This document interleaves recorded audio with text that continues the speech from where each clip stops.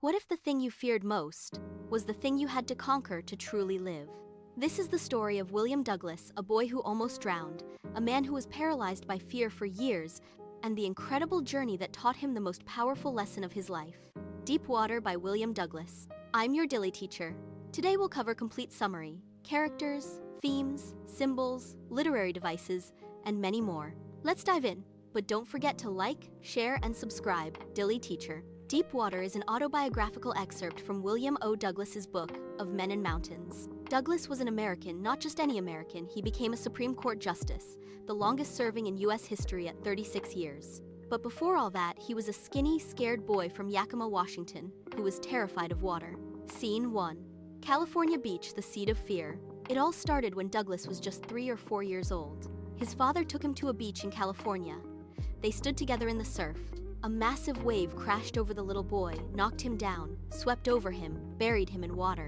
His breath was gone. He was terrified. His father laughed.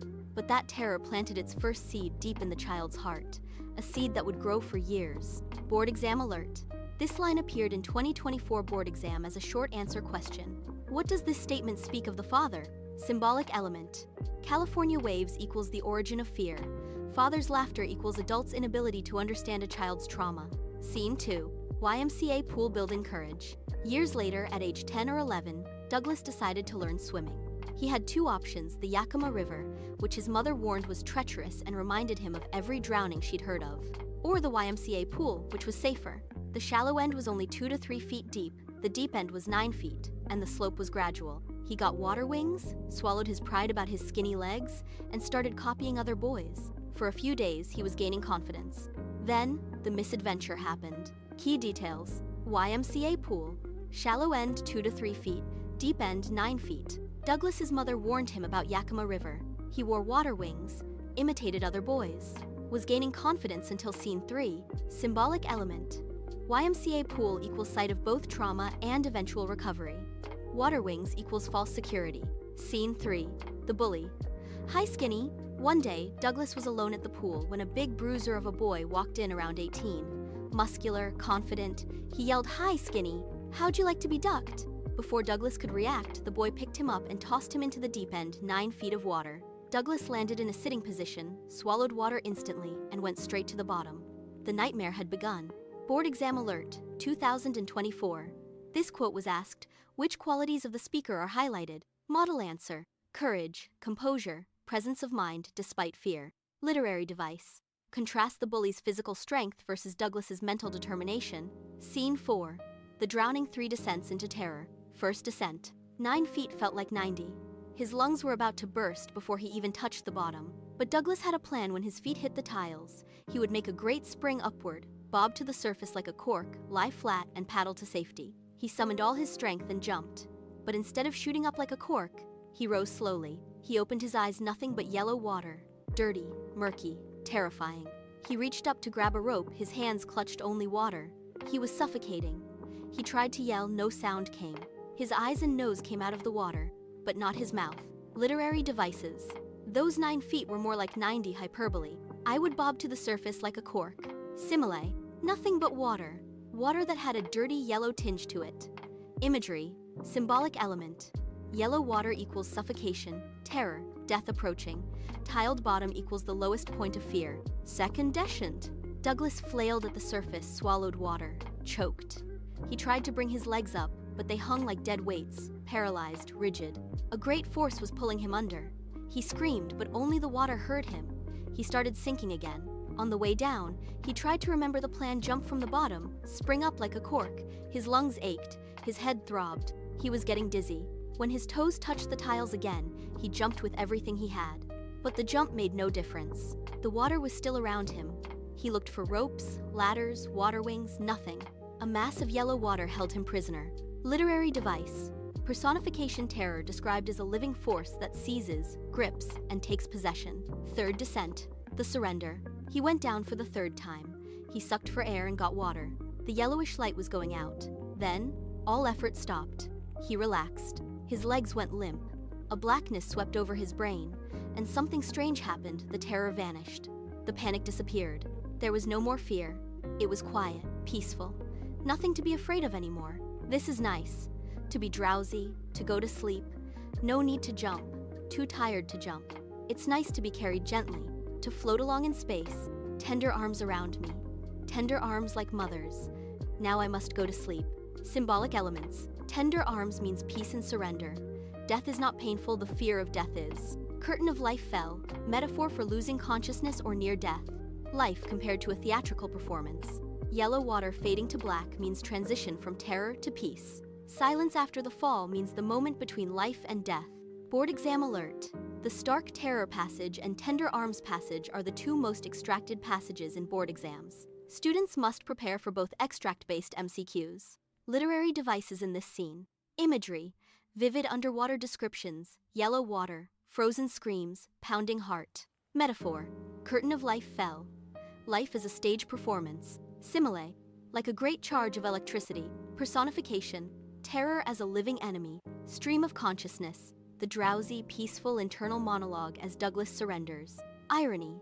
Death brings peace. It's the fear of death that's truly terrifying. Hyperbole.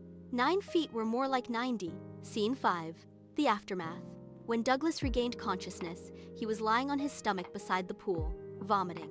The boy who threw him in was saying, "But I was only fooling." Someone else said, "The kid nearly died." Hours later, Douglas walked home weak, trembling. He shook and cried on his bed. He couldn't eat that night. For days, a haunting fear gripped his heart. The slightest effort made his knees wobbly and his stomach sick. And the bully's intent? "I was only fooling." Scene 6. Years of fear, the handicap. This handicap stayed with Douglas for years. Fishing for salmon on the Columbia River, terror. Canoeing on Maine, lakes, terror. Bathing in warm lake, terror. Every time he went near water, the old fear returned, paralyzed his legs and grabbed his heart with icy horror. It ruined his fishing trips, stole the joy of canoeing, boating, and swimming. Fear had become his constant companion. Symbolic element. Natural water bodies equals freedom Douglas craves but fear denies. Frozen legs equals physical manifestation of psychological trauma. Scene 7. The instructor, Mr. Ross. Finally, one October, Douglas made a decision. He would conquer this fear not by avoiding it, but by facing it head-on. He hired a swimming instructor, 5 days a week, 1 hour each day. The instructor used a methodical system, a belt around Douglas's waist, attached to a rope that passed through an overhead pulley. The instructor held the rope's other end. Back and forth, across the pool, hour after hour, day after day, week after week. Each time the instructor relaxed the rope and Douglas went under, the old terror returned. His legs froze. But slowly, it took 3 full months, the tension began to ease. Then came breathing exercises. Put your face under, exhale, raise your nose, inhale. Hundreds of repetitions. Then kicking drills holding the pool wall, kicking legs that refused to obey. Gradually, they relaxed. Finally, they obeyed. Piece by piece, he built a swimmer. And in April, the instructor said, "Now you can swim." Board exam alert. How did the instructor build a swimmer out of Douglas? Asked in 2019, 2020 as 120 to 150 word long answer. One of the most repeated questions. Scene 8. The instructor was finished, but I was not. The instructor was finished, but Douglas was not. He still had doubts. Would the terror return when he was alone? He tested himself swimming alone in the pool. Tiny traces of the old terror crept back. But now, Douglas had something he never had before, the power to fight back. He frowned at the terror and said, "Trying to scare me, eh? Well, here's to you." And off he went for another length. Board exam alert. What did the instructor teach Douglas? How did Douglas finish the task? Was asked in 2019 long answer, 120 to 150 words. Literary device. Personification. Douglas literally talks to his fear as if it's a living opponent. Scene 9. Lake Wentworth and final conquest. But Douglas needed to be completely sure. He went to Lake Wentworth in New Hampshire, dived off a dock and swam 2 miles across the lake. Crawl stroke, breaststroke, side stroke, backstroke. Only once in the middle of the lake the terror returned. He put his face under and saw nothing but bottomless water. The old sensation came back in miniature. Douglas laughed and said, "Well, Mr. Terror, what do you think you can do to me?" The terror fled, and he swam on. Still not satisfied, he went to Warm Lake. Stripped, dived in, swam across to the other shore and back. And then, he shouted with joy. Gilbert Peak returned the echo. Sen 10. The philosophy of fear. Through this experience, Douglas gained a profound philosophical insight, a truth that applies not just to water, but to every fear we carry. Themes. Overcoming fear.